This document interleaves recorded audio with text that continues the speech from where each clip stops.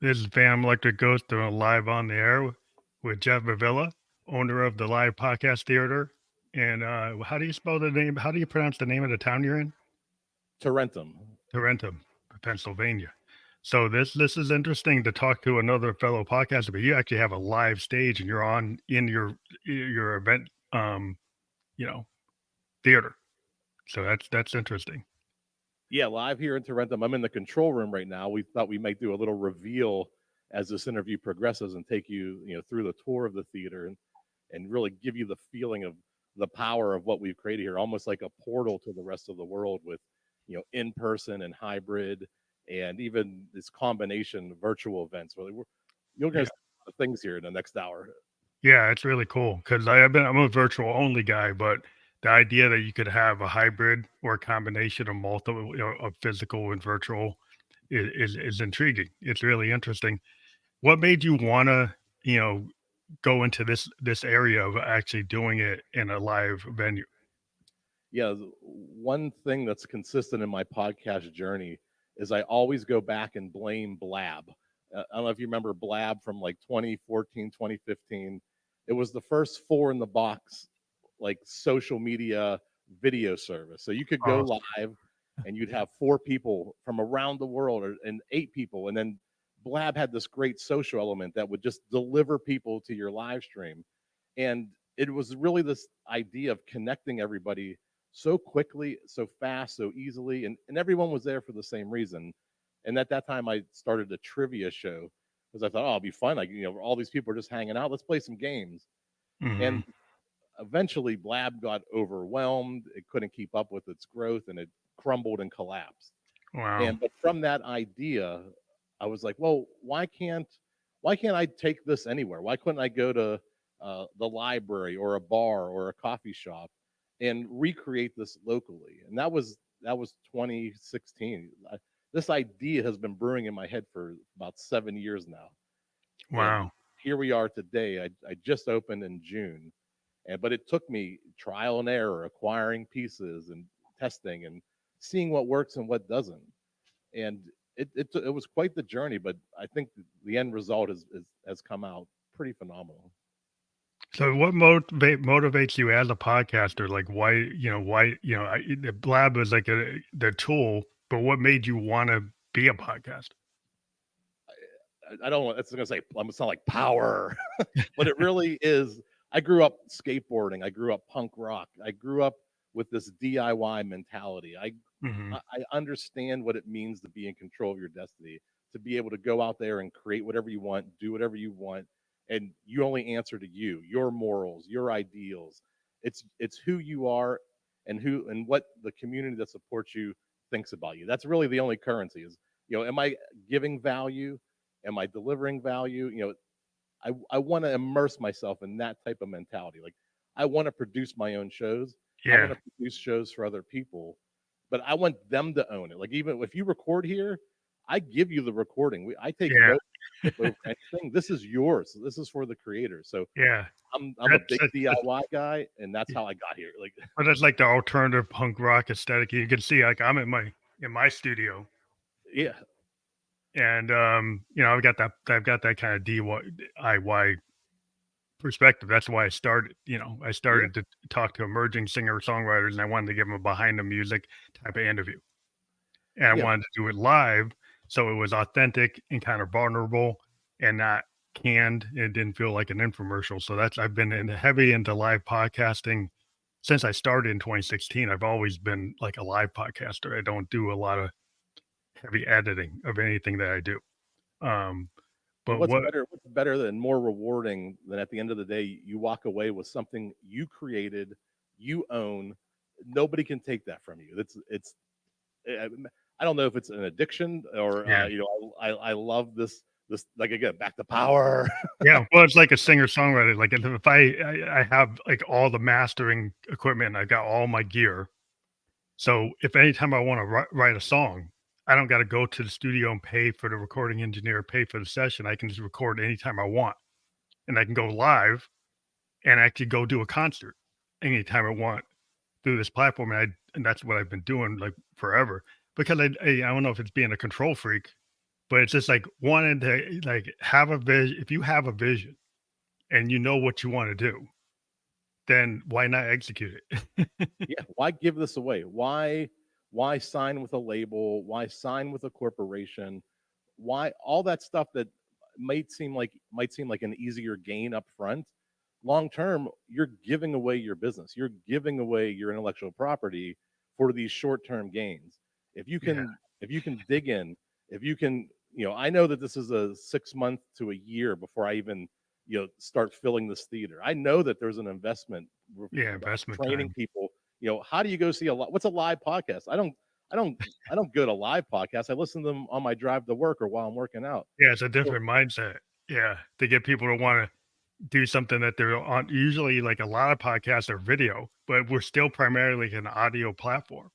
Most people still listen like in their car or like wherever they are, even though we're doing. There's a lot of video. Um, but yeah, to get somebody to physically come to a stage theater, that's interesting. I find that really interesting because I mean I used to tour. I used to go to New York and Boston and play in small venues, and it's nothing like being, if you're a musician, you know the feeling. Like there's nothing about being on stage and having that interaction. I would think that that's what you want to bring to podcasting, right? The same thing you go if you see an indie band, yeah, like back in the day, like Huskadoo or the Replacements or something. You want to see Paul Westerberg on stage because that's what you want to see. yeah. I try to explain that to people. Like, just like when I was a kid, there was in Pittsburgh, we had the Graffiti or Metropole or Luciano's. They were these small little clubs that these, what I thought were national touring acts, like, Descendants and Bouncing Souls and Hmm. No Effects. I saw all these bands in these little small clubs. And, but when they came to town, if they didn't have an opening act, guess what? They found a local opening act. Local band to play So for them. we understood the concept of, if I want to see these bands that I like, I only have them on cassette or a burned copy of a CD from my friend. I got to Underground. go to these small clubs to experience it in real time. Yeah, And like I the and I SST record label, the sub pop label yeah, bands, those kind of bands. But yeah. So what I see the same type of cycle that's going to happen in podcasting, especially as we're in more of a video realm, right? Podcasting has certainly evolved. You take this and you make an MP3 and you still distribute it old school like a podcast through an RSS feed, but we're also doing all this video content. And the same way that these touring bands or even touring comedians come through town and they need local talent, that's what I see what this place is going to deliver. Is we already know that podcasters they're starting to fill auditoriums and arenas.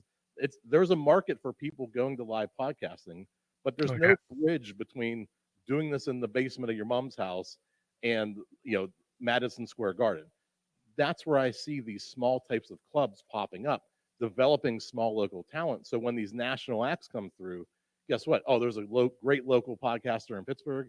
Let's bring him up opening act, give him 20 minutes, let him do a version of his show, open us up, and get us started for the night. And I all think right. that's where you're going to see clubs like what I'm building pop up all over the place.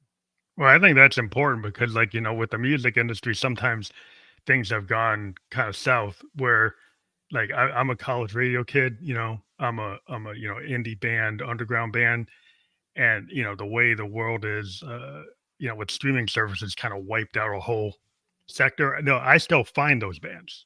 I still have a lot of those bands on my show because I look for 'em. And there's still a market for them, but it's just not hitting. No, they're not.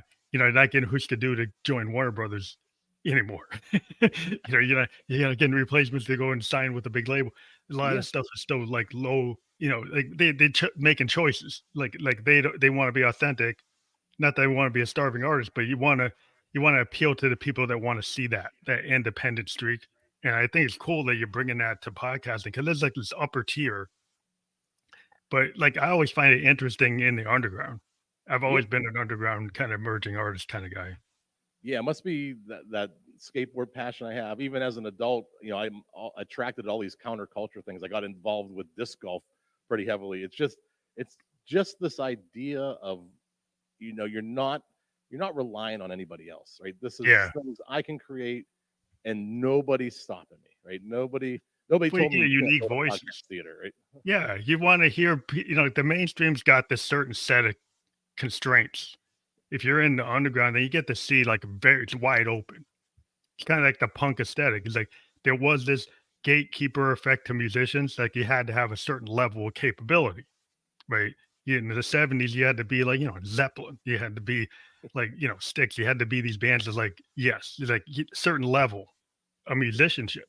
But then there's like you bring the Ramones in, not that they're not musicians, but it's like to have that punk aesthetic and say it's okay to be like the Clash. Yeah. It's okay to be, you know, at lo-fi, like Husker Du, I mention all the time, Bob Mould and Grant Hart. Like that to me appeals to me because then it's like there's still passion and still a place to listen to that type of music. Yeah, and we need these middle grounds. We all you hear on the news is, what do kids do anymore? There's no third spaces for kids. You can't go hang out at the mall. Security kicks you out. You Yeah. can't go to a restaurant. It's $50, right? Like there's nowhere for people Skate to go park. and Yeah, hang where's out. the But skate park? what's that? The skate park, the mountain bike, the skateboard park, people shut them down. Like I'm a mountain biker, but everybody wants to monetize that. So now you want to go on the trail. You got to pay all this money to go on these trails. And it's like, you still find, trails that aren't like, you know, part of some monetization type of thing. Cause that's why I'm in New Hampshire. Cause I can just go out and ride trails all the time and I don't got to pay. I just go ride wherever I want. Yeah, and for the majority of people, like, they don't have an activity or something to do like that. Where most people on most nights in your neighborhood, if you were to go walk around, at 7 o'clock, 8 o'clock, you're not going to see a single person outside. Especially as we get into these winter months when it's dark at six, Yeah. 5, 6 o'clock. There is nobody out. Everybody is home where they feel it's safe, streaming, Netflix or Hulu or Disney. Yeah. They're terrified to leave their houses. We need to bring that back. Like we need spaces to go to that aren't just bars or amusement parks. Well, yeah, you need the club scene, like the college radio kind of underground clubs that when I was growing, I'm a child of the 70s. I went to college in like 86 and there were tons of places you could see, you know, bands on IRS, Sub Pop, SST. You could go see small venues and see these bands. Yeah, yeah, And everything like Camper Van Beethoven. I mean, just see what all the I can rattle them off, but it's like the fact that you could see these cool bands and you had these college radio DJs that were playing the bands and you didn't, it's kind of like I don't need to listen to the commercial radio. I'm just listening to these underground stations. yeah, Because that's like where it's at. And you can actually go see them, at these small clubs, yeah. like what you're trying to bring back, in Yeah. a different genre, different area. 1,000%. This is what we need. I think this is the next level of podcasting. We've gone audio, we've gone video. Live events are really, I I Yeah. believe, the future of where we're the direct. If you look at where this has moved from, 2002, before even the term podcast was, you were going to websites and streaming internet radio, and then it became an audio media distributed through these small personal devices, and then we wanted more, so we got video content, we got social content, but there's got to be something that ties this all together, and I think that's where a space like this can fill in. Yeah, because like we can talk, more into the details, but we kind of mentioned the hybrid effect of like you can have virtual and physical. You could have people getting tickets, physically coming into your venue, virtual tickets. Like you have a really interesting business model or concept model, and maybe you want to talk about like all the aspects of it. Yeah. So, me keeping with that DIY mentality, what I do, you want to come in and book the stage, there's no fee. There's no fee to come in. You want to record your show. You'll get back that recording. I'll record your show for you. If you want to stream it, we can stream it. I'll facilitate ticket sales for you and build you an event landing page, and we'll handle all that in the back end for you. And then when you're done, I give you back the recording. You can release it, however you want.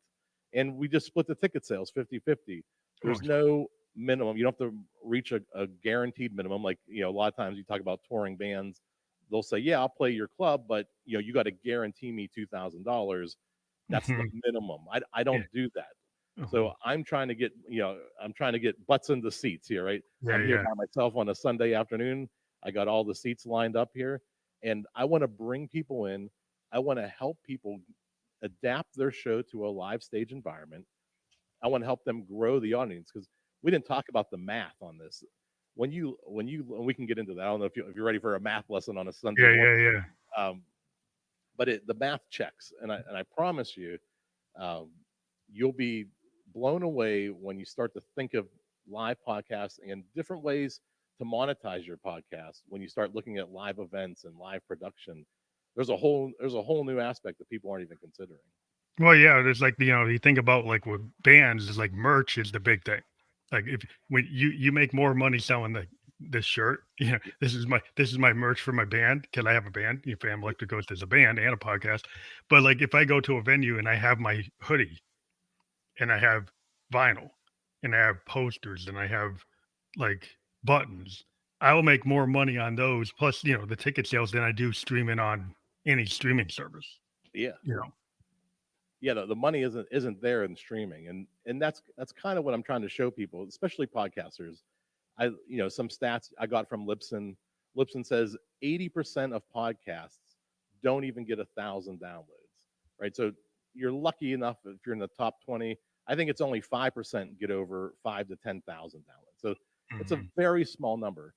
And when you look at the way people are selling ads for podcasting, it's on a CPM basis, right? Yeah, It yeah, might be $20 to $25 per thousand. yeah, per So, thousand, yeah. so if you're in the 80% of podcasters who don't get 1,000 downloads and an advertiser, right? You're not gonna get that much. You're not gonna get $25, right? You're not gonna. You could be spinning your wheels. Maybe you can sell an ad. Maybe you can sell two ads. Maybe you'll make $50 if you sell two ads with 1,000 downloads. But what I'm saying is, let's say that same $50 you made releasing an audio podcast and doing a host read ad, you decided, why don't I do this at a live audience? Because when you break down $50 or $25 per 1,000, the cost, you're making about a penny to 2 pennies per listener. So if you get 1,000 listeners, you make $25. It's like 2 cents per listener. When you come to a live environment and you sell tickets, and maybe you only sell 20 tickets. Mhm. You sell 20 tickets at $10 a ticket. All of a sudden, your value per listener is $10. It's a Yeah, thousand times more yeah, yeah, than an audio download. So the math works. Like, yeah. The if vol You don't have that. That's the same idea with the indie band. Like yeah, if you sell 100 vinyls and you can make like 70% of the cost of that, because you self yeah, you get back and you spell it for $30 and you get 70% of that. yeah, You make more money than you do streaming anytime. yeah, The same thing with your T-shirt. Your T-shirt, you'll make more money on your T-shirt than you will on your record. and that's what I'm trying to show people. If you put the time in, building this, and because you'll get a good quality audio from this theater. You'll get a nice recording back. You're going to get that audio podcast. Not only am I going to record it for you, but you may actually get paid to record your podcast, which is Well, something. it's a win-win. Yeah. So let's say you only make $50 from a live show. That's still $50 more than 90% of podcasters are Yeah, making. yeah, because you get pennies. You get pennies. If you have arrangements, with like sponsors, you might get certain thing out of value.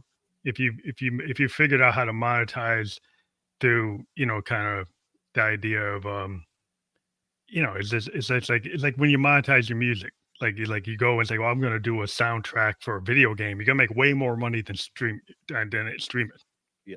Or if you get a licensing deal on Twitch for you do BMI for your song, you register the song on BMI, and then people who use it in their video game streaming, I get a higher rate than I do from Apple or Spotify or any of those places for that. So you just have to figure out how to do your sync licensing, or you figure out how to actually earn money through like physical ticketing, like you're saying, and you actually get paid. That's why bands show up to do club tours all over the US, or sometimes they'll go to another country. They could go to Norway or New Zealand, because you get this small indie band and they go to Norway or New Zealand or Australia, and they're making more money doing that than signing to the big label. They stay on the indie label and do that. Yeah. Yeah. If you're, you know, most podcasters, they're spending, let's say, $20 a month on your podcast hosting. Let's say maybe you have a StreamYard license. which has just gone up. Everybody's talking about, $80 for StreamYard. Um, you know, maybe some editing tools, another 20. Like you're in that $100 per month range out of pocket. That's your hobby cost, right? If you're not making any money, podcasting is a hobby. If I could get you to do one or two shows, your hobby would at least not only break even, but you might even have a couple bucks to go, next door, Yeah. next to a bar, go get Yeah. a beer afterward, get a sandwich. It'd be nice to be, having a free hobby. It's always Yeah. If you can take care of your overall costs. I mean, luckily, I'm able to do a little bit better than my cost because of some of the arrangements I have, over the time. But it's like initially, I wasn't making any money. I just did it because I liked it. yeah, And then I found ways, oh, I can monetize. So I found ways to monetize and I actually do more than break even. But it's you know, it's cool to actually have another mechanism like you're providing. The idea, like, physical sales or physically getting to a venue, that's always going to give you, at least in the indie world, yeah. it helps pay the bills. That's why a lot of bands are in that, econoline van going from place to place. Yeah, and you mentioned merch a few times. I do no fee merch tables. You can bring in t-shirts, hats, buttons, pins, whatever the artist sells is the artist. I don't. There's no minimal fee. There's no percentage. I don't take any of that. I That's want these people to come in, run their show, and then want to do it again. It's a crazy thing. Like I want them to come back. Maybe they sell 20 tickets the first night. I bring them back in a month after that hype is built up and after those clips go online. Maybe they'll sell 40 tickets or 60 tickets the next time, interesting. either in person or virtual. I want to see that number grow with them, and then and help them become a better and better live performer, live podcast. What's the capacity of your venue? How many people can you be in your venue? I can have 40 people in the seats. So if I can almost count them all right there, all 40 people. The room is kind of C-shaped, so it's a very tight, intimate experience. When you're on that stage and you're watching you're in the theater watching somebody on that stage, it is like that experience of having somebody in your earbuds or Yeah, listening to that's very somebody else intimate. Yeah, on your yeah, that's an intimate setting. That's cool. That's like a small club, for a yeah. small rock band, smaller than that. It But pulls it's you cool. right in. It brings you into that stage, and it brings you into the moment. It's like you could hear a pin drop in here sometimes just because everybody is glued to that stage. So the dynamic for the podcast, like, do you have podcasts that have like a host and a guest talking to each other, or do you have a podcasters that actually ask for audience participation, or is it any kind of model, whatever serves their show? Yeah, the stage is highly flexible. We just recorded two interviews. They were doctors, professors of education. So we can have the elitist of the elite, the smartest of the smart people. Then you have shows that I run, like a trivia show, which I'm a nonsense guy. I like to have fun. I like to make up rules. Hmm. And in my game, it's interactive with the in-person audience and the virtual audience. You actually, you pull the game up on your phone. You could be Hmm. sitting in the theater playing somebody from Texas or Oh, that's Florida, cool. and That's really cool. you're listening to me interact. We can, we use StreamYard as well. You can pull up comments. I can even bring in guests. I've done trivia where I've co-hosted with people from Ohio and the Oh, Poconos. so yeah, you can have somebody not physically there, a virtual host, come on. Yeah. So I'm That's on stage. I have two virtual hosts. I have the game in the big window. I have people in the audience playing. I have people at home playing. And this is what I tried to explain. Like this is really like a portal to the entire world. When oh you're yeah, on that stage, I can connect to. We had people when we did a 2-day event a couple weeks ago. I had Slovakia, Slovenia, yeah, Canada. yeah. We had all Yeah, these. international was like opens up. Cause I've been an international podcaster for a while. You don't have to just do your hometown. I'm not like New Hampshire. I hardly ever interviewed anybody in New Hampshire. Maybe a couple out of 1,000 interviews I've done. It's like I've talked to people like everywhere: Japan, Argentina, China, everywhere. Like Hong Kong. It's like you never know who you can actually get to. You can get to people like everywhere. I was talking to somebody from Germany last night. So yeah, it's just wide open. Yeah, the possibilities are endless, and really what we built is limited by your imagination. If if if you can think it, I'm pretty sure I can facilitate it here. I haven't Yeah. been stumped yet. So I'd love the challenge. Yeah, it's cool because like the idea, like I initially had bands, coming on, and then they play a song, like unplugged, or they be fully plugged in their studio and actually play. Yeah. Um, and the capability to be able to have like OBS connect to StreamYard and then have a band be able to use their audio equipment to actually have a really good sound coming through because it's coming through their board and everything. It's like there's a lot of capability that you can do really interesting things. Oh yeah. Yeah. It's really I'm fascinated by technology, and I was fascinated the first time I saw it work. Because like, 'cause in your head you don't know, and right now, a little bit of a trick because we are broadcasting. If you were in the theater, you would hear me, not just me physically, but through the sound system. Just so they actually hear me Yeah, and they can see me on a screen yeah, maybe. Yeah, if you pulled it up. yeah. These imaginary people could hear you right now, and Mhm. if you go to our main stage, I could We're gonna actually be up have on you that up screen. on the television there. How about this for a segue? I could have you up on the TV. I could be interviewing you, and I'm going to pop over here. I was in the control room there for a Yeah, second. yeah, it's fine. Now Hey, you're in there. da, da, da, da, da. So then now I can be here. I could actually have you on TV, or I could have another guest interviewing with me. Mhm. I can connect my laptop. I could even have like a slide presentation if I was doing like a business meeting Yeah, yeah. Use a seminar. slide PowerPoint type of thing. Yeah, Yeah, I've done that. we can do all of that, and I can sometimes these curtains close. We can get that handled where if you just want to have an intimate interview experience, we have like Chase lounge chairs, and we Yeah, have you can all cut kinds of to different. video. Like if you had a video, you could cut to the video and actually show the video and then come back. Yeah, yeah, we could do it all. So I'm waiting. I'd love to see the experience where somebody stumps me because right now I think we can handle almost anything. Especially, you're using Streamyard, I'm using Streamyard, and the ability that Streamyard gives the average producer Yeah. to elevate their game Yeah. in real time, without a ton of technical knowledge, um, you can do all that with Streamyard.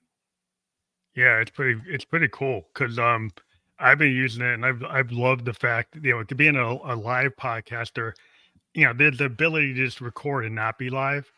But I always felt like it's the authenticity of a live performance. Just like if I'm playing, a live venue, and like I don't like to have a lot of stuff in the box. So I what it means is like I'll play my keyboards live. I'm not just playing off an MPC or CDJ. I'm actually physically playing my Roland Juno or Yeah, I'm playing my Yamaha piano because I want that feel of a live performance. And so when I do a podcast, I kind of bring that idea. It's like, yeah, I don't want to have to go, yeah, oh, cut all the ums out or cut all this. It's like, no, I'm not doing it that way. Like we're gonna talk like it was a real conversation, not yeah, an infomercial. yeah. That's one of the things at this stage. It does, like where I was mentioning, that personal element, and there's 3 rows deep, and it's kind of C-shaped around the stage, almost like a boomerang, Mhm. and it brings that whole personal element that you wouldn't expect. Like you wouldn't expect that you could recreate that experience of listening to somebody in your earbuds all day in a live environment, and that's Yeah, really what because we your can audio do. is great. I mean, good. Well, you the technology today, you can have really good audio, and that's like a baseline for a lot of podcasters. Like, make sure your audio is good. Yeah, that's the bare minimum. So that's another thing too. We've all heard live podcasts before, right? We've heard people try to record in a bar. We've heard people try to record in different venues, and there's definitely a sound to a live event. And I have a little bit of that, a little bit of reverb here. Um, Hmm. I just, but I want it has to be a good quality because I'm still that old guy who says a podcast is only an RSS feed, distributing your MP3 file, like, and you have to subscribe to it. Like, I still believe that part of it, even though Hmm. I think what I do in podcasting has evolved way, way, way beyond that. But Hmm. that mentality of I have to have good audio or none of this works. Yeah. None of this will work at all. So I want it to sound live so that also the audience gives you a little bit of flexibility too. So if my sound isn't perfect, that's okay. It's a live show, it's a live environment, but it has to still be good Yeah, enough. it has to be in the zone of like, you know, there's a certain like baseline to your live capability, so you just got to have the right, audio processing. Which I don't want to get into the technical stuff that producers like the need boards or your soundboards or your mics or like all that stuff. But yeah, it's just there's a certain level, and some people like they're using the PC mic, or and they're not using any kind of sound processors, or they're not doing anything preamps or anything. They haven't thought that far, but that's eventually they start to figure out it's like, oh, I should level up. Yeah, the era that I couldn't stand in live podcasting was the era where the Apple had the corded earbuds and the microphone happened to always be right at their shirt collar. So you would be talking to somebody and they'd have these Apple earbuds in with the cord, and the collar would be like, It's hits slamming it all the time. Yeah. yeah, it's like, what are you doing? Especially What like are if you you have a doing? zipper, like a zipper collar, and you're like, what are you doing? This is Yeah. what you brought to me. Go home. Yeah. Yeah. It's terrible. Yeah. Like when I started integrating my actual boards, my sound boards and my uh, you know, processors into my podcast where, I got the mic and I'm using, my mixers, so I can actually, check your level, check everybody's level. So I'm actually running it like I was a recording session for a band or my band. So do you have that? If you have it come at it that way, but some people are like, well, I'm not into that. So they were just initially maybe using their iPhone like 5 years or whatever their phone was, just using their iPhone mic, Oh, as the primary mic. It's like, okay, yeah, like but they're in Panera next to the kitchen, yeah, you know, right like, next to the bathroom, with their speakerphone on. Like, thanks. Yeah, yeah, thank you. Thank you for that. Like, I get to hear all the street noise right by the front door. So every time somebody's opening the door, you hear the door open. So it's good. That's Yeah, the I think.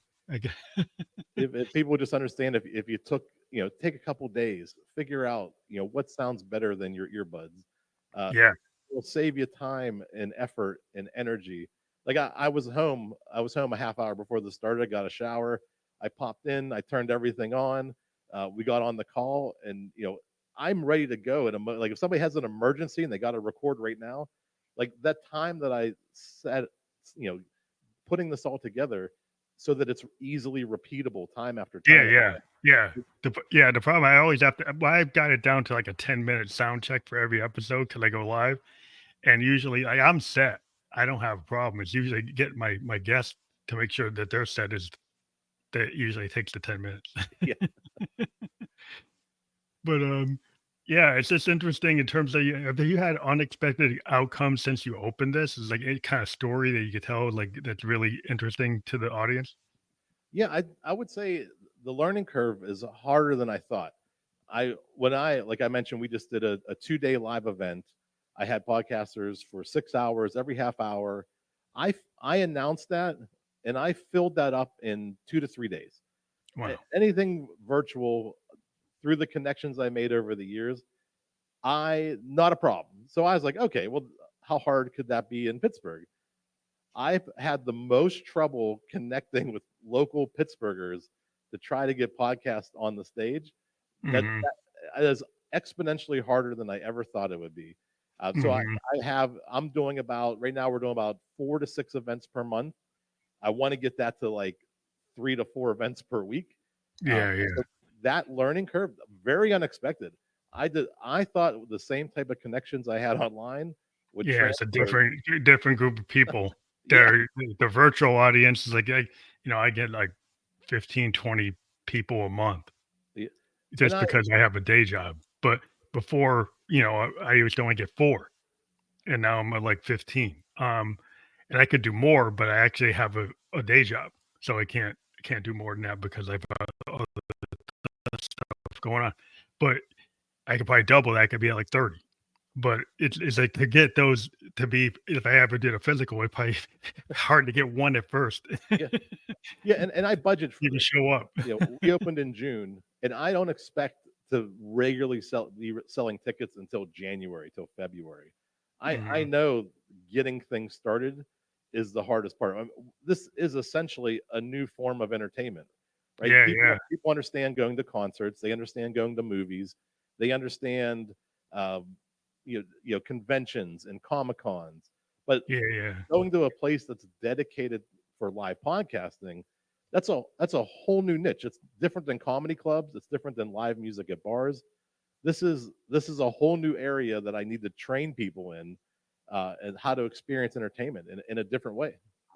Yeah, because I saw some of the interesting, like NBC actually had like a live event for like the MSNBC news anchors, and they got people to come to an event. And so that's interesting. They actually got people to go to Yeah, see a bunch of news people on stage. So yeah, it was like that's like an unexpected thing. Because you can just watch them on TV. So why would you want to see them on stage? yeah. I get to go see him.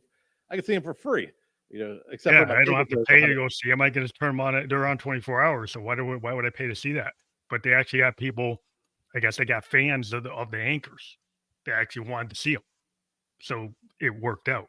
Yeah, and you see comedians doing virtual events right now. The comedians who have podcasts, they'll sell virtual tickets.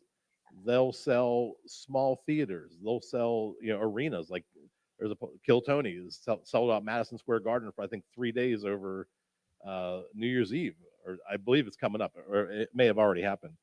Uh, Hmm. you know, the level of talent that's moving tickets. So we know it's happening. I Yeah, know that people are now starting to go to these live shows, but they're chasing their celebrities, right? They're chasing the actors that also have pocket like Smartless, right? yeah, Want to go see three famous actors do an hour show. Yeah, Smartless is going to fill up, in this area we call it the Benedum. We have these theaters that are 2, 3, 4,000 people. Hollywood actors can fill those up with an yeah, event. yeah. The big guys who are crossing into these podcasts because that's where you see in all these the big like tier level people at the A tier. You expect they could probably do that. But it's Yeah, like how do you get the underground emerging kind of independent kind of punk aesthetic? Get them exactly. excited, kind of like, oh, I'm gonna have a CBGB's type of atmosphere. I'm gonna have, you know, that type of mindset. It's like, yeah, it's like going back to see the Talking Heads and Ramones and Patti Smith. It's like, yeah, like we're bringing like these podcasters that are living in this zone, and you got to get those fans to convert to physically show up. Yeah, and that you mentioned CBGBs. It's funny when I was building this and putting this all together. The adjective I used, I said I want this to have just a tinge of danger. Like there should be a little bit of a dangerous element to it, right? It should be, it's cutting edge. We're pushing boundaries. We're doing things that haven't necessarily been done before. So I Hmm. want it to be a little bit of a risk. Like you should feel like, whoa, what's going on here? Why am I, when you walk into the building, you don't even see the stage. You have to go through a little maze of curtains. I have some pipe and drape, and then the stage presents itself to you. So it's this unknown, it's this new Hmm. experience. And I think there's a certain audience that's gonna dig that. There's certain people. Maybe there's some of the young kids today that haven't had that. Because I grew up with that kind of aesthetic, but maybe post pandemic, people have not been going out, and if they go out, they go see like the Taylor Swift, Beyonce concert level stuff. yeah, So so are they willing to go? Like my generation, we were I was always into going to see like REM before they were big. The Replacements and Who's Could Do I Always Camper Van Beethoven, all these anybody that was on SST or Sub Pop, I knew who they were because I was in the college radio. But like there was a kind of underground kind of feel. It's like because of this whole social media aspect where everybody's like, oh, they got to have 1 million views to be legitimate. Do you ever run into like, oh, is there a group of kids today that's like, hey, I don't actually, they have to have less than 1 million views to be legitimate. yeah. I don't know. I don't. Growing up skateboarding, growing up punk rock, right? You're always paving your path. So hearing, the be legit, I I do think there is this whole level of, I don't want to say corporatism, right? Or the corporations have really sunk their hooks into a lot of people where they believe A lot of people believe a great music act comes from America's Got Talent, right? Which is the most terrible thing I've ever heard in my life. Yeah, yeah. You have people who will go see those people, and I'm like, why would you go see that person that some multinational corporation Some gave soap to company, you? like, trying to sell soap, they're Yeah, selling laundry detergent, yeah. and they're Get trying out to of here. push art on me. Yeah, I don't think they really know what art is, yeah. but When you they have, you probably have 30, 40 kids in your town that are putting together a live show. They're doing, these showcases where 4 or 5 of the bands get together. Like Yeah, yeah. that's your town, that's your Yeah, area, that's that's the your scene. collective. I like to see those collectives of bands that get smart and they say, "Let's like all 6 bands in the town, let's go take over the club and have that whole night." And so we guarantee that we can actually bring people in. Yeah, So yeah, then you actually get an authentic scene. You start to build that kind of sub pop scene, like the Seattle type of scene, you know, where all yeah. these bands have the like minds. Yeah, It's like, I think we'll have that in Tarentum, with podcasts where all these like-minded kids, producing, pushing out their own content, and I think I was in the newspaper, and somehow I said it'll be like the Hollywood of podcasters was my quote that a you little, want to build like a Nashville scene, you build yeah, that kind of, you build like a New Orleans scene. Like everybody knows if you go to Nashville, it's just a dynamic independent band scene. It's not just about the country music. There's tons of indie bands. There's a ton of punk bands there. There were electronic bands there. There's like any kind of band. yeah, And it's like so, the Chapel Hill. yeah, if you build that kind of environment like Austin, and Austin's going to have like this scene is amazing. It's not just the Delta blues or Texas blues guys. It's like everybody's there, you know. Um, so that's the diversity of it. And if you get the kids to say, "Hey, don't be spoon fed what the laundry detergent company wants you to hear Yeah, or see. Go and check out what you want to hear." yeah. Find it yourself. Seek it out. Don't assume that your entertainment should come to you.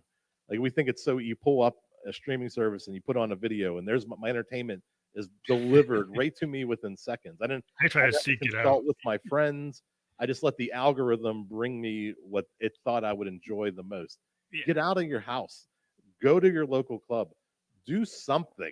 yeah. Get Break into the the cycle. scene. Break Yeah, the cycle that we're in here. yeah. You kind of gotta get into the underground zines. Like I was into underground comics. I'm like a comic shop kid. Reading Cerebus, reading ElfQuest. Getting these. I was like not just reading the Marvel, not just reading the DC. Going and finding these independent comic book artists like Dave Sim or ElfQuest or even Jack Kirby went indie. Like people would just go indie back in the 80s, late 70s. And it was more like Image Comics came out of that. Todd McFarlane left Marvel, but created Spawn. And this whole idea, like, yeah, it's actually more exciting to not just keep reading like another version of Spider-Man, another version of Superman, something different. And you seek that out. There's certain people want to seek that out. Yeah, go find it. I mean, I'm that person. I want to find, what is happening in my town. Who's the local artist I can support? Who's the local band I can support? Those those people have more impact on your daily life than whatever the algorithm decides to serve you up on your playlist on Spotify, right? Yeah, it's Your, like that's what the old DJs, well, radio people used to act. What's the Detroit scene? You know, what's the Boston scene? What's the Los Angeles scene? You get these new bands will show up because people like there's a scene and there's these bands coming up. And it's like, hey, that's amazing. Like, what's going on here?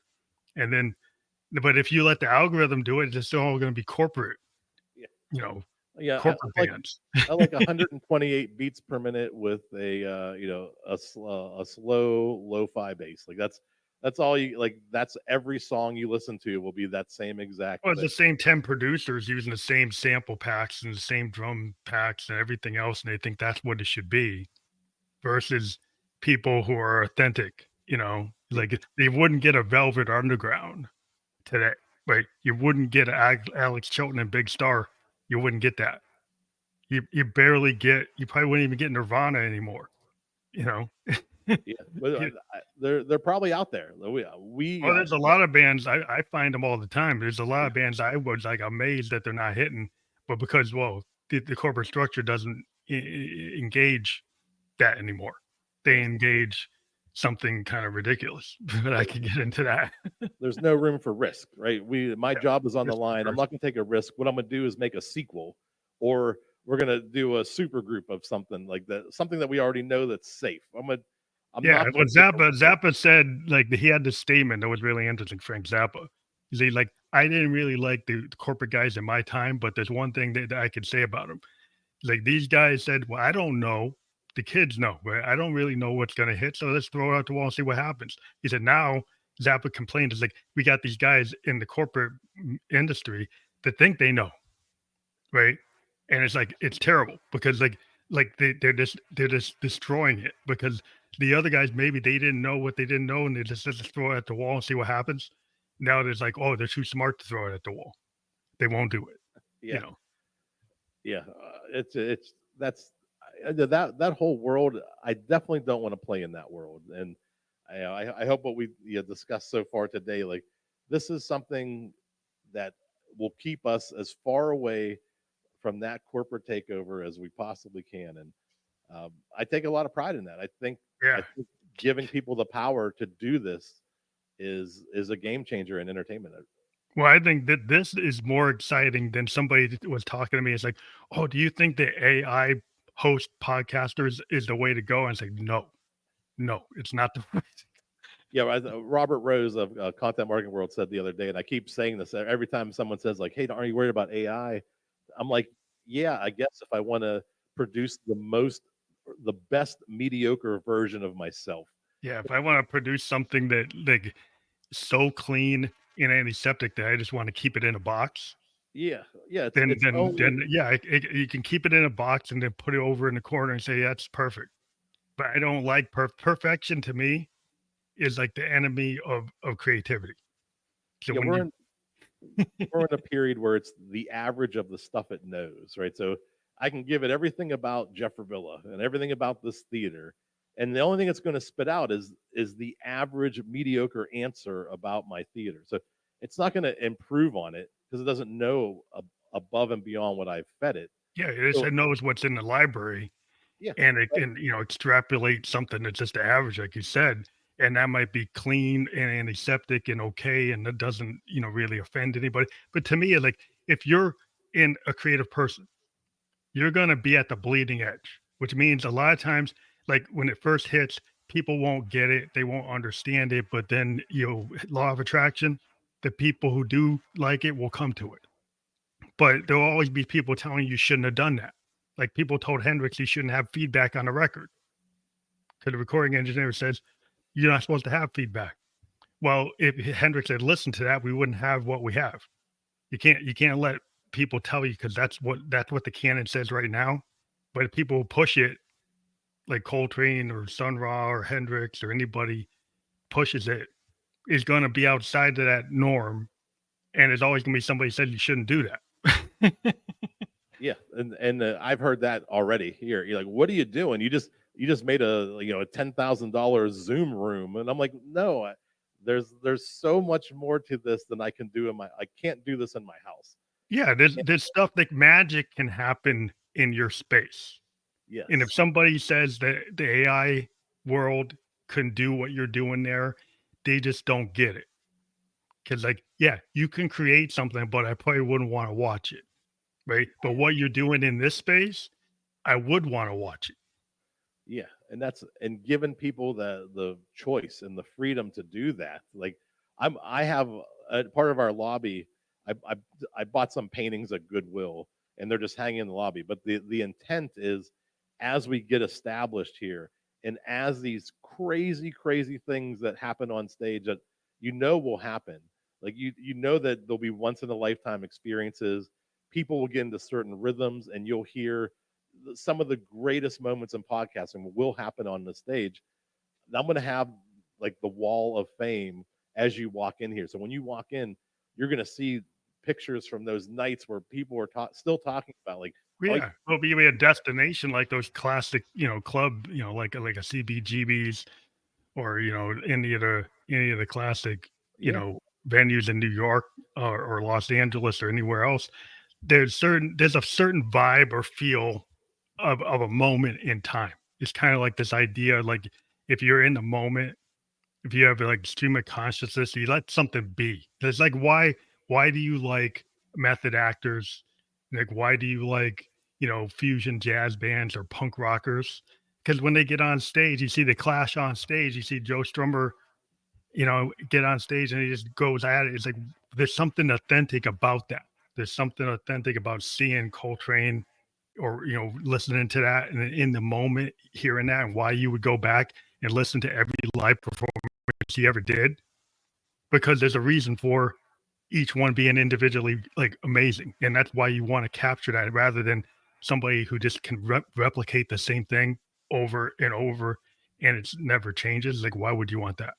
yeah, and the nature of podcasting makes every performance unique. Whereas a comedian, which is a completely different skill set, it's a tremendous skill set. I don't mean Mhm. anything by this statement, but a comedian puts together an act. In an act, they take jokes in and out, You they test refine it, different yeah. punchlines, and it's a performance. It really is. And podcasting is also a performance, but it's every single one is a unique performance. It never happens again. Yeah, So it's very unique to that moment. It's like in the moment, and that's why I love it. Because to me, it's like I find a synergy between what I do with my music and what I do with podcasting because I like to do that kind of in the moment recording, and it's the first, the third, fourth take, early take is just let it be. I don't try to obsess and do 100 takes in anything I do. Most of the time, it's the first, second take, third take. That's it. I don't, and it's like it's not starting and stopping. It's just like complete different versions, and then I decide which version I want to put out. But it's like just let the idea happen without trying to obsess about being perfect. Like let the happy accident happen, which I think is rather than acting like it's a mistake, it's actually imperfections sometimes are actually beautiful in art.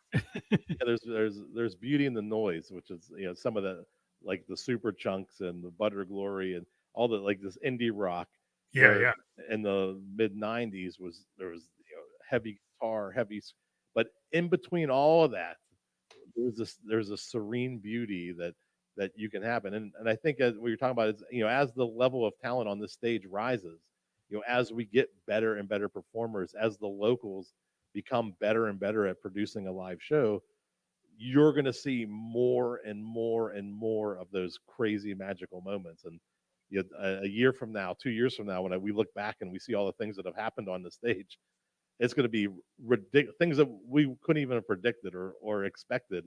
yeah. Well, that's the vulnerability, people, just allowing themselves to be in that moment and not trying to reframe it or change it to like fit an algorithm. Just say like, just come on stage and just be. Let it happen. And I think that's a great aesthetic. I'm very much in favor of that. Is what I've tried to do with my show. And it's cool that you're going to create a whole venue. It's going to create a lot of shows that are going to have that aspect, which I think is like entertaining for me and actually super interesting. Yeah, and people to understand that, like the people, and we're talking about. Let's tie that back into this corporate takeover. Even like I'll even go back to '80s, glam rock. I love stadium rock. I listened to Poison and Yeah, Cinderella, yeah. and then '90s we had the grunge, which was also it was there. Sub Pop was certainly more independent, but there was still a very commercial aspect of Oh what yeah, happened. they always get into hold of it, and then they, try to make them into monkeys. The Yeah, monkey is like the Beatles. You have the Beatles, and you have the monkeys. yeah, and then everything that's happened in the 2000s is very structured, very safe, very corporate. Corporate Uh, rock bands, yeah, we don't have that, and people have only for the last 30 years. That's all people have been accustomed to is what has the machine given us, right? yeah. Let's get rid of that. No MC5. Yeah. Let's get away from that. Let's let's take back that. Really, even with our bands, with podcasts, let's get away from that. Let's how do we break that cycle? That's what I hope Yeah, to push yeah, forward with. you don't want somebody just comes in saying like, "Oh, the keywords." Li He's like, "This show is just nothing but keywords." I guess it makes me feel safe, Yeah. Yeah. right? Because I just keep on getting reinforced. Just things are being reinforced. So, but then you have to say, like, don't you want to break from that programming? Don't you want something to really like when I first saw the Talking Heads and say, "Well, there's nothing like that." And it's still nothing like that. It's like Dave Burns, like, wow. It's like they were willing to take a risk on that. And I'm like, because a lot of people say, well, that's not hitting. What's going on? But it is hitting because it's like let the audience see it, let them hear it. You know, Yeah. That I even one thing I hope to do on the stage one time is the Talking Heads Stop Making Sense video, which is one of my favorite live performances of all time, where that's amazing. it just starts with an empty stage and a David They with a build it boombox up. and a Yeah, they keep guitar. on building it. Oh, what a great performance! And think of how far ahead of time that was. I mean, that was almost probably 40 years ago when they recorded that, maybe 35, 40 Yeah, years. but just the whole idea, it's this genre bending. It's like funk, it's punk aesthetic, it's psychedelic. It's like multiple genres all mixed together with some Lou Reed, Velvet Underground aspects, but funkadelic aspects, rock aspects, Yeah, everything. It's like just a jumble, but that's what makes things good. It's like when you're willing to take risks and actually believe in art, yeah, believe in creativity. That to me is that's not playing it safe. It's never going to be playing it safe.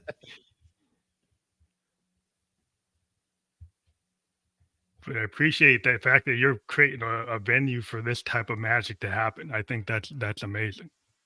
You should be commended for that.